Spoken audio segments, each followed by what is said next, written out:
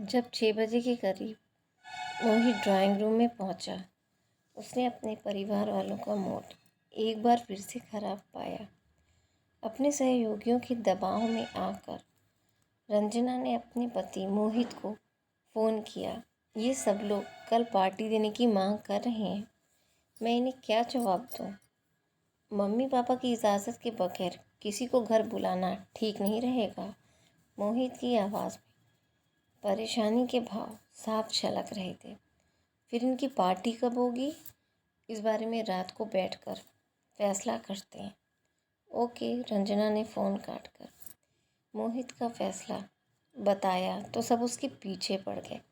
अरे मुफ्त में पार्टी नहीं खाएंगे, बाकायदा गिफ्ट लेकर आएंगे यार। अपनी सास से इतना डर कर तू कभी खुश नहीं रह पाएगी। उन लोगों ने जब इस तरह का मजाक करते हुए रंजना की खिंचाई शुरू की तो उसे अजीब सा जोश आ गया। बोली, मेरा सिर खाना बंद करो, मेरी बात ध्यान से सुनो। कल रविवार 8 बजे सागर रत्ना में तुम सब डिनर के लिए आमंत्रित हो। कोई भी गिफ्ट घर भूल कर ना आए। रंजना की इस घोषणा का सबने तालियां बजाकर स्वागत किया था। कुछ देर बाद अकेले में संगीता मैडम ने उससे पूछा, दावत देने का वादा करके तुमने अपने आप को मुसीबत में तो नहीं फंसा लिया है? अब जो होगा देखा जाएगा दीदी, रंजना ने मुस्कुराते हुए जवाब दिया। अगर घर में टेंशन ज़्यादा बढ़ती लगे तो मुझे फ़ोन कर देना, मैं सबको पार्टी कैंसिल हो जाने की खबर दे दूँगी। कल के दिन बस तुम रोना धोना बिल्कुल मत करना प्लीज़। जितने आंसू बहाने थे मैंने पिछले साल पहली वर्षगांठ पर बहा लिए थे दीदी, आपको तो सब मालूम ही है। उस दिन की यादें तो मुझे परेशान कर रही हैं माय डियर। आप मेरी चिंता ना करें क्योंकि मैं साल भर में बहुत बदल गई हूँ। सचमुच तुम बहुत बदल गई हो रंजना। सास की नाराज़गी, ससुर की डांट या ननद की दिल को छलने करने वाली बातों की कल्पना करके तुम आज कतई परेशान नज़र नहीं आ रही हो। टेंशन, चिंता और डर जैसे रोग अब मैं नहीं पालती दीदी। कल रात दावत ज़रूर होगी, आप जीजाजी और बच्चों के साथ वक्त से पहुंच जाना।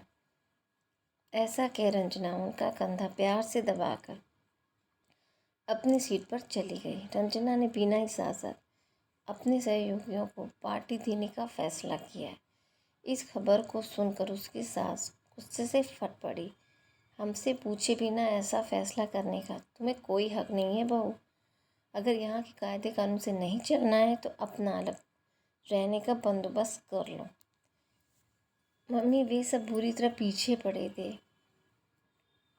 आपको बहुत बुरा लग रहा है तो मैं फ़ोन करके सबको पार्टी कैंसिल करने की खबर कर दूंगी। शांत भाव से जवाब देकर रंजना उनके सामने से हटकर रसोई में काम करने चली गई।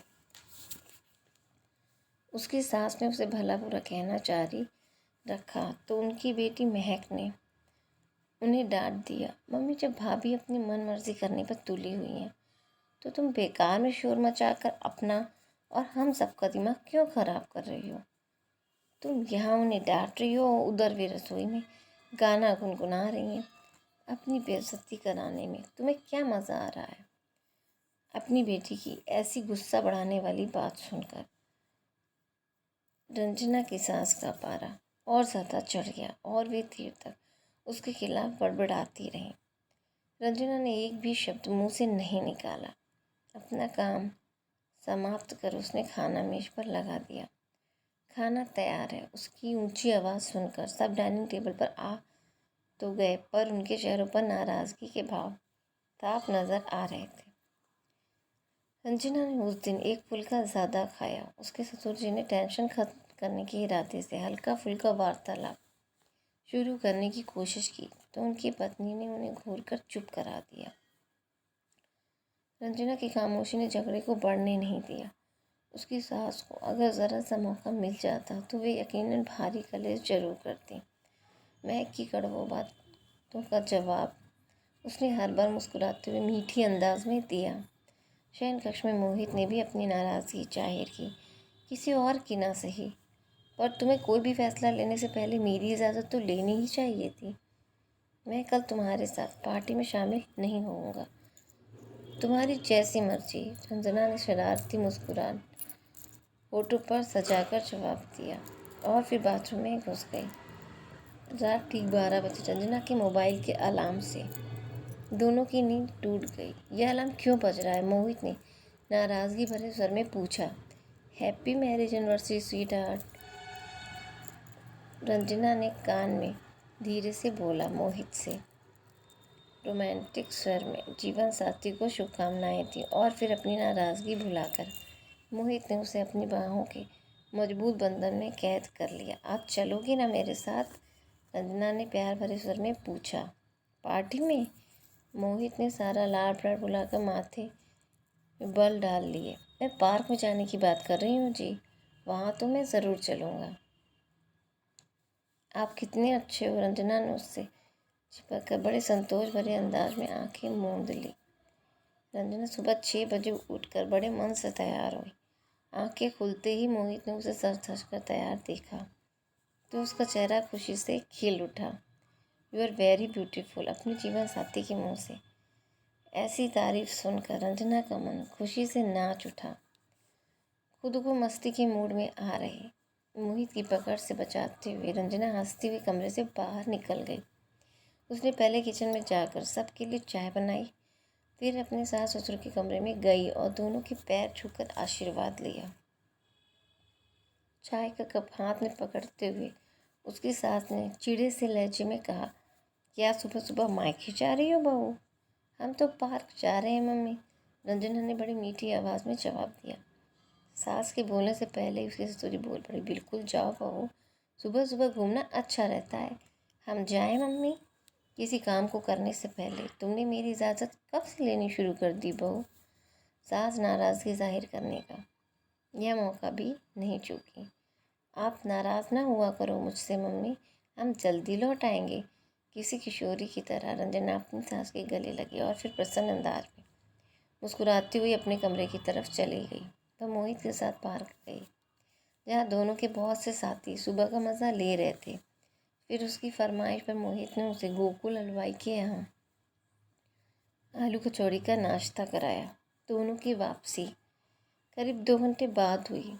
सबके लिए वे आलू कचौड़ी का नाश्ता पैक करा लाए थे, लेकिन यह बात उसकी सास और नंद की नाराज़गी ख़त्म कराने में असफल रही थी।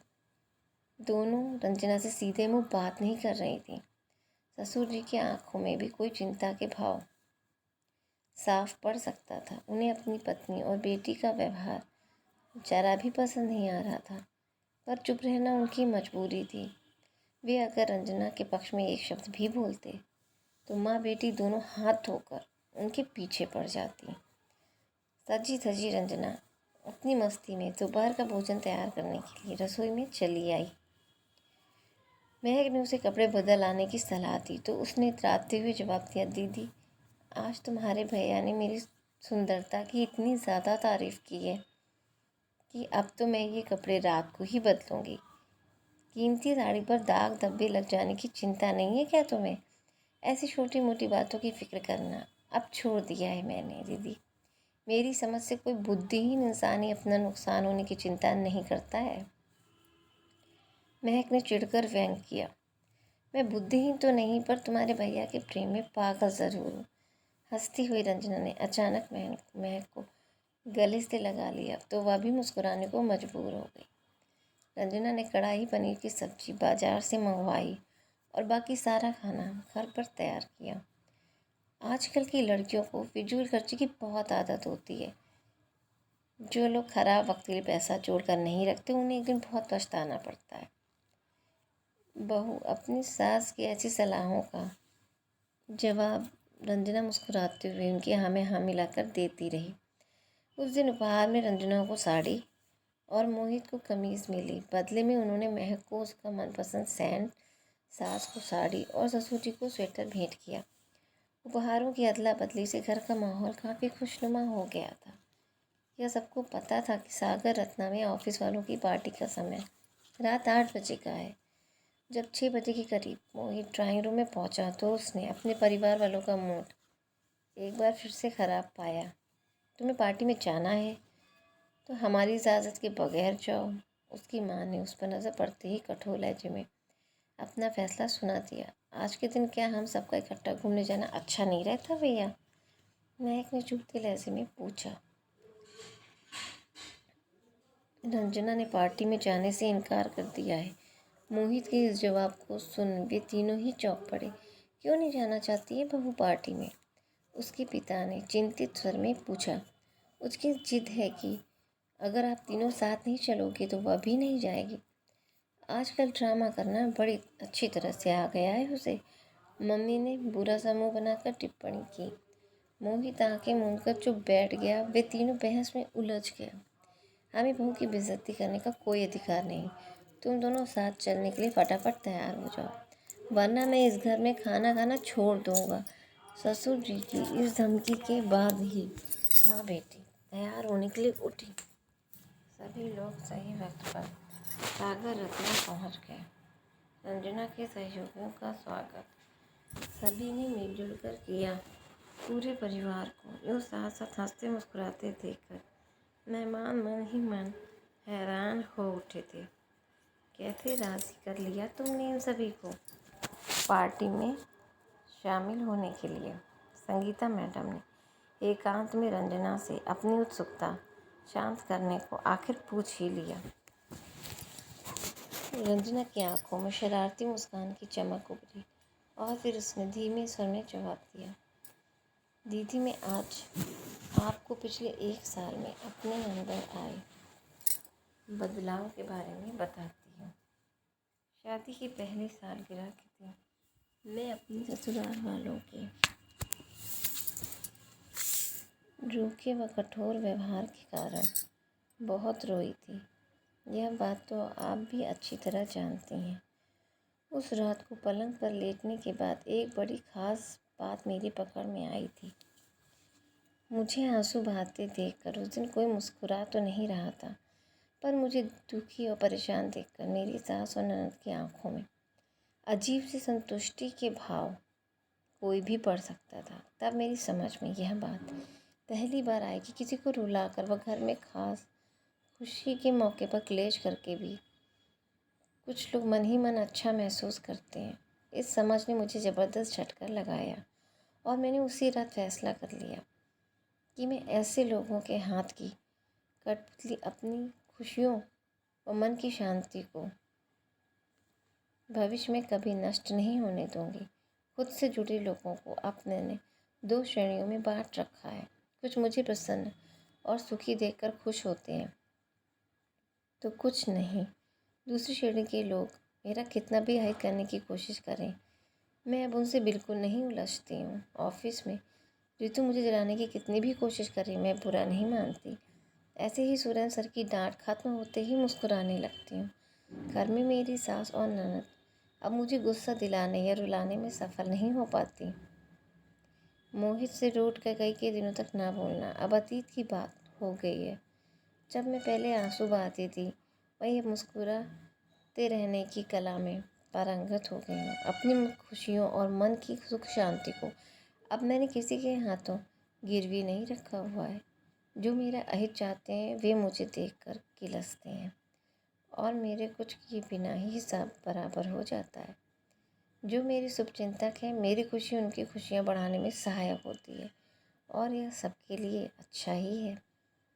अपने दोनों हाथों में लड्डू लिए मैं खुशी और मस्ती के साथ जी रही हूँ। दीदी, मैं एक बात और भी नोट की है, मैं खुश रहती हूँ तो मुझे नापसंद करने वालों के खुश होने की संभावना भी ज़्यादा हो जाती है। मेरी सास और ननद की यहाँ उपस्थिति इसी कारण है और मैं उन दोनों की मौजूदगी मेरी खुशी को निश्चित रूप से बढ़ा रही है। संगीता मैडम ने प्यार से उसका माथा चूमा और फिर भावुक स्वर में बोली, तुम सचमुच बहुत समझदार हो गई हो रंजना। मेरी तो यही कामना है कि तुम जैसी बहू मुझे भी मिले। आज के दिन इससे बढ़िया कॉम्प्लीमेंट मुझे शायद ही मिले दीदी। Thank you very much. भाव विभोर हो रंजना उनके गले लग गई। उसकी आंखों से छलकने वाले आंसू खुशी के थे।